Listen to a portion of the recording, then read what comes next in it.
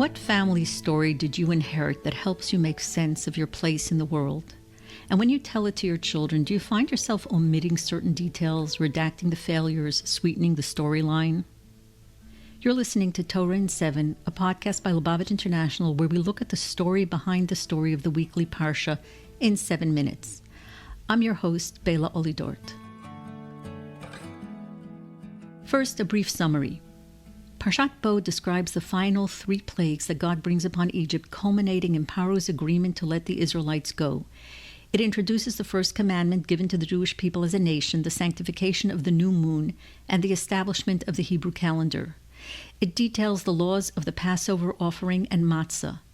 After the 10th plague strikes at midnight, Paro releases the Israelites, who leave Egypt with great wealth. The Parsha also introduces the mitzvot of tefillin and the consecration of the firstborn. Now let's take a closer look at a curious detail.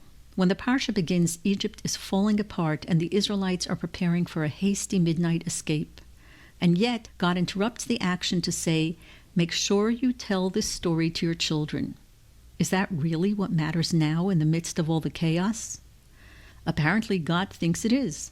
God seems to be saying that now, as they strike out on their own, the Israelites need an anchoring narrative.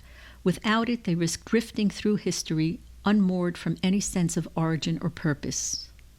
Telling the story is so essential that God says that everything he has done until now was not only to teach Paro a lesson, but also leman tisaper ba'aznei bincha uven bincha, so that we will have this story to tell our children and our grandchildren.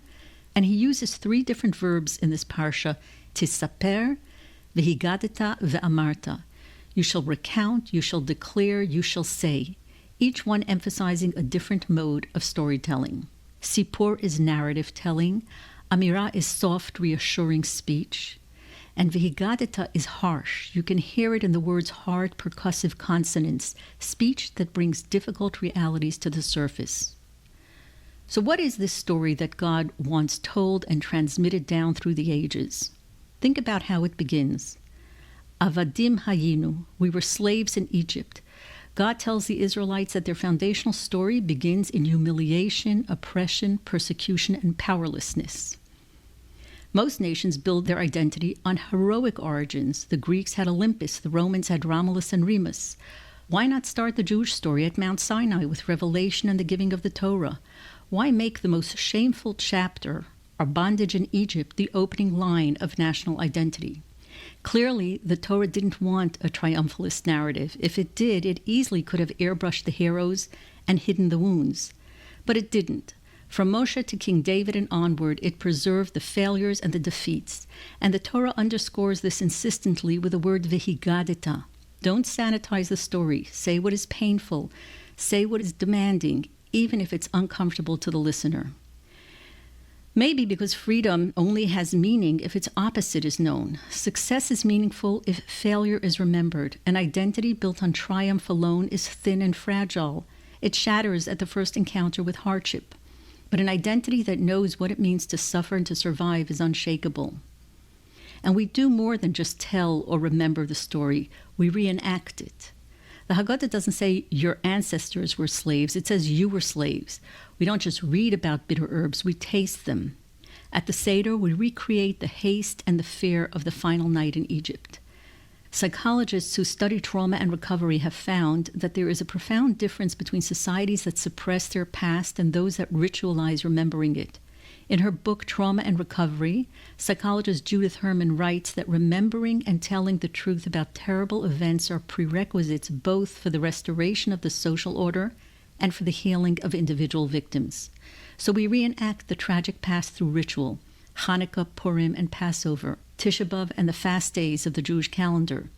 Because it's not only about passing down information, it's about formation. That's why the Haggadah insists that we linger over the Exodus story, afilu kulanu chachamim, even if everyone already knows it. The story is reenacted to shape identity at a cellular level. The sixth Chabad Rebbe, Rabbi Yosef Yitzchak Schneerson, had a deep appreciation for this. In his memoirs, he traces the spiritual journey of Baruch, the father of Chabad's founder, an orphan who wandered in search of how to serve God. The memoirs are populated by scholars and cobblers, princes and dreamers, and they transport readers to a world of crushing hardship and spiritual striving. Told with all the rough edges of real life in their full human texture, these memoirs became an inheritance that shaped Chabad's characteristic moral and spiritual temperament. In telling the story of the Jewish people, we don't transmit a polished origin myth. We perform rituals to embody the lows, the degradation, the fear, and the losses, so that redemption is felt in the body, not only understood in the mind. Owning and integrating trauma and triumph in this way transforms them from something that happened to us into something that makes us who we are. And this is important not only on the national level.